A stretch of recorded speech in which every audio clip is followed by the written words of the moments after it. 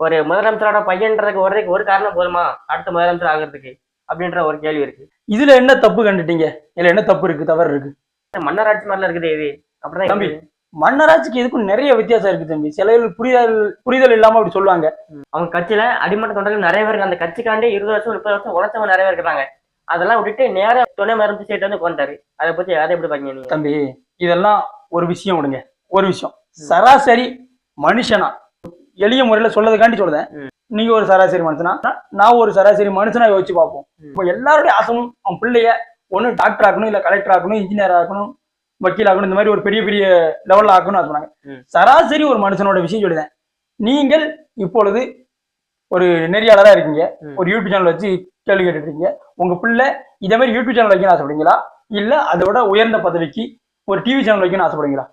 அதோட ஒரு உயர்ந்த பதவி போகணும்னு நம்ம என்ன இருக்குமோ அதை விட ஒரு ஸ்டெப் மேல போகணும். நம்மளை விட நம்ம பிள்ளை ஒரு ஸ்டெப் மேல ஆகும். இது எல்லாருக்குமே டாக்டர் கலெக்டர் ஆசை இருக்கும்.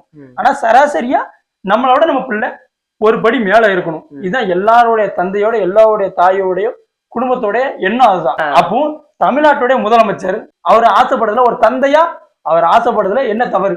நீங்க என்ன தவறு கண்டுட்டீங்க?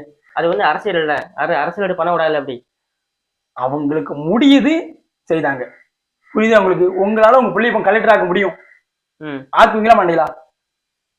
இல்ல நம்ம பிள்ளை, நான் ஒரு கேட்கேன், உங்களால உங்க பிள்ளைய கலெக்டர் ஆக்க முடியும், டாக்டர் ஆக்க முடியும், ஆக்குவீங்களா மாட்டீங்களா? கண்டிப்பா ஆக்குவோம். உங்க பிள்ளைய ஒரு எம்எல்ஏ ஆக்க முடியும், ஆக்குவீங்களா மாட்டீங்களா?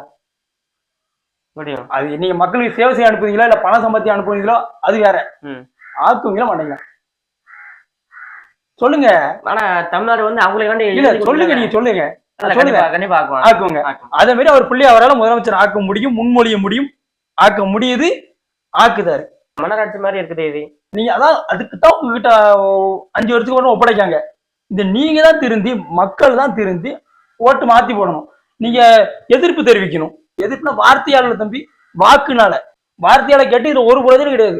அவரு ஒரு தந்தையா ஒரு சராசரி மனுஷனா கலைஞர் அவர்களோ ஸ்டாலின் அவர்களோ உதயநிதி ஸ்டாலின் செஞ்சாலும் அது சரிதான், அதுல எந்த மாற்றமும் இல்லை. அதை கேள்வி கேட்கிற நீங்க உங்களுடைய வாக்கை வச்சு கேள்வி கேட்க, வார்த்தையால கேள்வி கேட்காங்க. உங்க வார்த்தைக்கு வேல்யூவே கிடையாது. இந்த விதத்துல மற்ற விதத்துல வார்த்தைக்கு வேல்யூ இருக்கும், இந்த விஷயத்துல வார்த்தைக்கு வேல்யூவே கிடையாது. நீங்க சொன்னாலும் அது நடக்கதான் போகுது. அப்ப வாரிசு அரசியல் அவங்க கொண்டு வரல, நம்ம தான் கொண்டு வரோம். நீங்க தான் கொண்டு வரீங்க, மக்கள் தான் கொண்டு வராங்க.